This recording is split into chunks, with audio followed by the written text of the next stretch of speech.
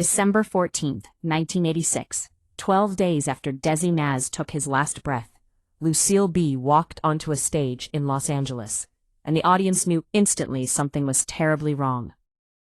She wasn't wearing her signature red. She wasn't flashing that famous smile. She wasn't the Lucy who had made America laugh for 4 decades. She looked like a woman who had aged 20 years in 12 days. The lines on her face seemed deeper. Her eyes, usually sparkling with mischief and comedy, were hollow, empty, like someone had reached inside her and turned off the light.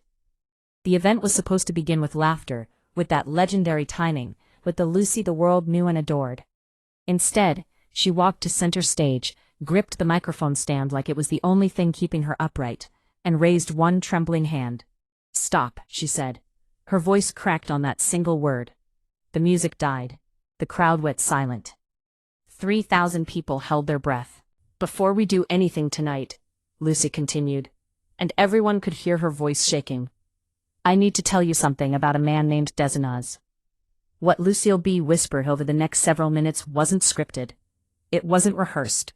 It wasn't part of any show. And by the time she finished, there wasn't a single dry eye in that auditorium.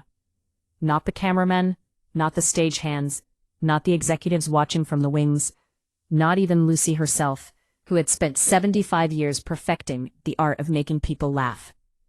For the first time in her legendary career, Lucille B. wasn't trying to entertain anyone. She was trying to say goodbye to the only man she had ever truly loved.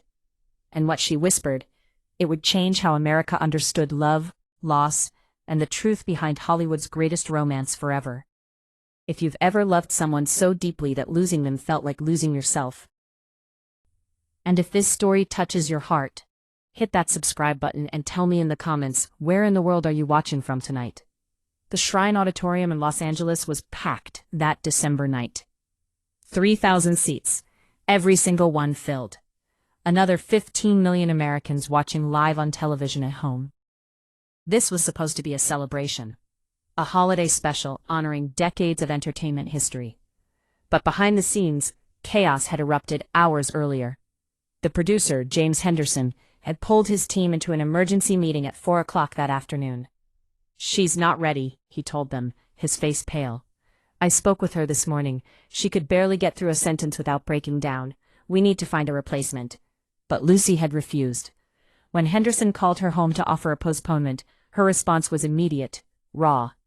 "James, if I stay in this house one more day, surrounded by his photographs, surrounded by his voice in my head, I will fall apart completely. Desi would have wanted me to work. He always said," her voice had broken, "he always said, the show must go on, so let me go on one last time." So they let her appear, but they prepared for disaster. A backup host was standing ready in the wings. A doctor waited backstage with a medical kit. Lucy's daughter, Lucille Arnaz, sat in the front row, ready to rush the stage if her mother collapsed. Her son, Desi Jr., paced behind the curtains, unable to watch but unable to leave. The audience had no idea what they were about to witness. They knew Desi Arnaz, the brilliant Cuban band leader who had revolutionized television alongside her, who had built Desilu Productions from nothing into a massive entertainment empire, who had loved Lucy publicly and passionately and broken her heart privately, had died of lung cancer on December 2nd, 1986. He was 69 years old. They knew Lucy hadn't spoken publicly since the funeral. They knew her second husband, Gary Morton, had begged her to cancel. What they didn't know, what no one knew, was that tonight Lucille B. was about to reveal a secret she had kept hidden for 26 years. A secret about a love that never ended. A secret that would shatter everything America thought they knew about Lucy and Desi. The orchestra began playing the familiar theme. The spotlight hit the curtain. This was the moment when Lucille B. would normally burst through with that electric energy, that legendary comedic timing, that radiant smile, that wave to the crowd that made every single person feel like she was greeting them personally. But not tonight. Tonight Lucy emerged slowly, deliberately, like she was carrying something impossibly heavy that no one else could see. She was dressed in black, simple, elegant, nothing like the vibrant colors she was famous for. Her face, usually animated with that mischievous sparkle that had charmed generations, was still expressionless, haunted. The audience began to applaud, but it was hesitant, uncertain. They could sense something was profoundly wrong. Lucy reached center stage. The spotlight hit her full force, illuminating every line of grief on her face. And then she just stood there. The orchestra continued playing, waiting for her to begin, waiting for the magic, waiting for Lucy. But she didn't perform. She didn't smile. She didn't wave. She raised her hand slowly, and the music stopped. The silence that followed was absolute. 3,000 people in that auditorium, 15 million watching at home. Not a single sound. In the front row, Luciana gripped her armrest so hard her knuckles turned white. She had seen her mother perform 1,000 times. She had never seen her look like this. "Before we begin," Lucy said, her voice barely above a whisper, but amplified through the sound system, "I need to tell you something." She paused, swallowed hard. "I need to tell you about a man named Desi Arnaz." The audience waited. Someone later said you could hear your own heartbeat in that silence. Lucy looked down at her hands. They were trembling. 12 days ago, she began, and then stopped, took a breath, started again. 12 days ago, I buried my ex-husband. She looked up at the audience, and her eyes were filled with something that made everyone's heart stop. "But he wasn't just my ex-husband." Her voice cracked. "He was the love of my life, the father of my children, the man who made me who I am. And here's what nobody knows. I never stopped loving him. Not for one single day in 46 years. What Lucy revealed next would change everything. But first, drop a comment below if you believe true love never really ends. And stay with me, because the secret she had been hiding for 26 years is about to come out. Lucy paused, looking out over the crowd, but her eyes seemed to be looking at something far beyond them. Something only she could see. "Everyone thinks they know our story," she said quietly. "Lucy and Desi, America's favorite couple, the television empire, the divorce, the headlines, the rumors." She shook her head slowly. "You don't know anything. Nobody knows what we really were to each other." In the front row, Lucy Arnaz was openly crying now, tears streaming down her face. "We met in 1940, Lucy continued. "I was a B-movie actress going nowhere fast. He was a Cuban bandleader. Everyone said was completely wrong for me. Too young, too foreign, too ambitious, too passionate. My studio executives told me it would destroy my career forever. My own mother told me I was making the biggest mistake of my life. Hollywood insiders gave us 6 months before it all fell apart." She let out a small laugh that caught in her throat. "They were all wrong, and they were all right, because loving Desi Arnaz was the best thing I ever did in my entire life. And it nearly destroyed me completely." The silence in the auditorium was suffocating. No one moved. No one breathed. "We were married for 20 years. We divorced in 1960, and everyone thought that was the end of the story." Lucy's voice grew stronger, fiercer. "But here's what I've never told anyone. Here's the secret I've kept for 26 years. She took a shuddering breath. "After the divorce, Desi and I talked on the phone every single week, for 26 years. Gasps rippled through the audience. Every Sunday night, the phone would ring at 9 o'clock, and it would be Desi, and we would talk for hours about the children, about our lives, about the past, about everything." Her voice cracked. "He called me on every birthday. I called him on every one of his. When Lucy got married, we walked her down the aisle together. When our son struggled, we handled it together. We raised our children together, even after the marriage ended. Because divorce papers don't end love, lawyers can't divide a heart that was never really separated." Lucy's hand moved to her chest, pressing against her heart. 3 days before he died, she whispered, "Desi called me." He could barely speak. The cancer had taken almost everything. But he had enough strength for 6 words. The first tear rolled down Lucille B's cheek. He said, "I love you too, Lucy." Her voice shattered. "Too," because I had just told him I loved him. Like I had told him 1,000 times before. Like I had never stopped telling him for 46 years. She looked up, tears streaming freely now. Those were his last words to me.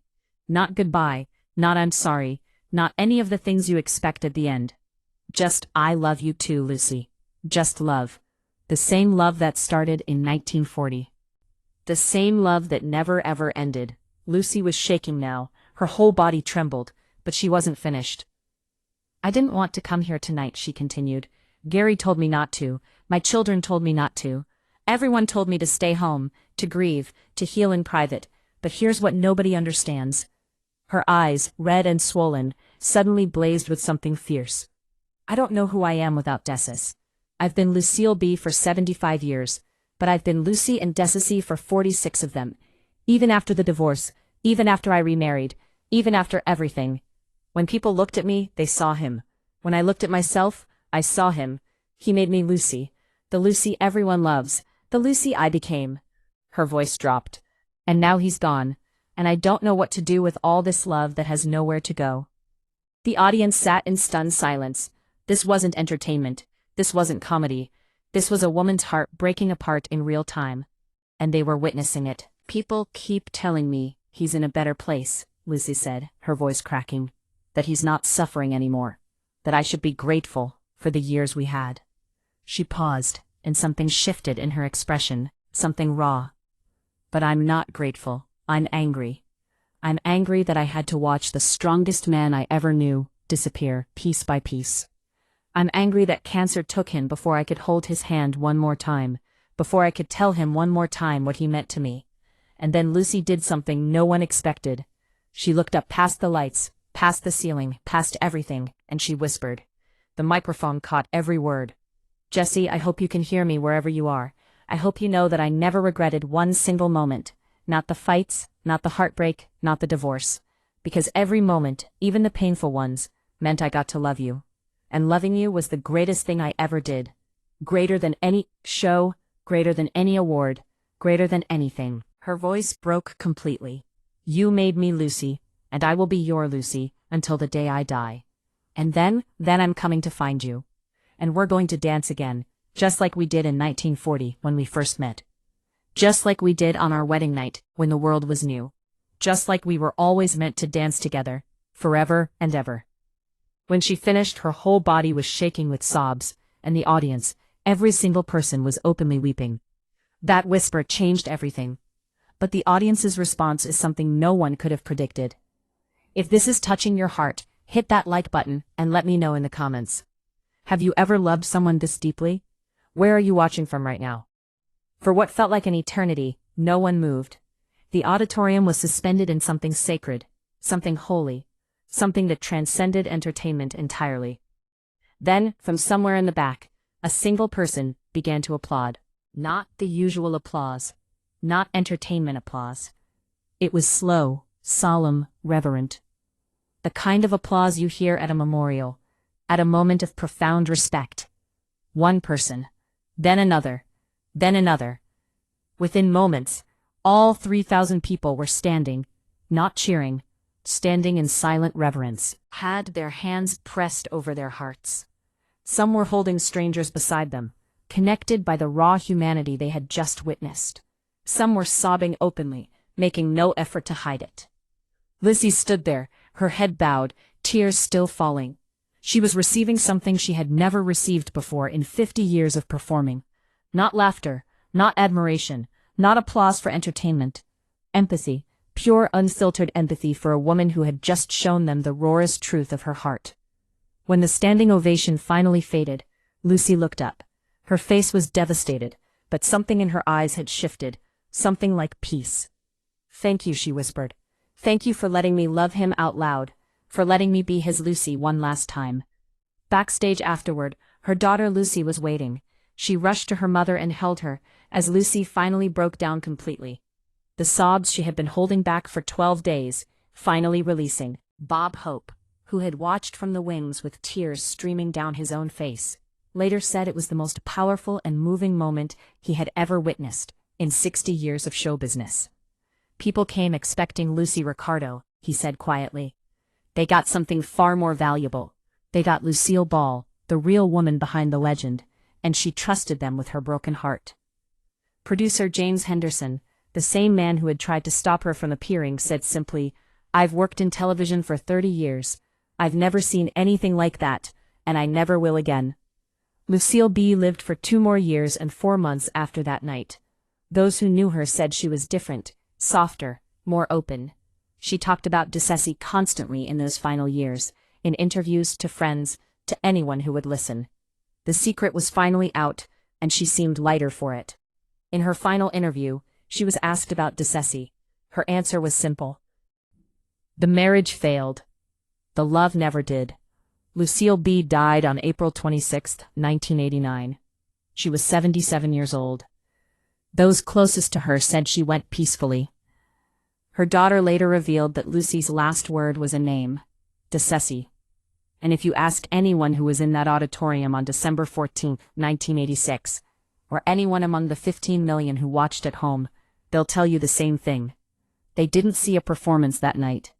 They saw living proof that some loves never truly end.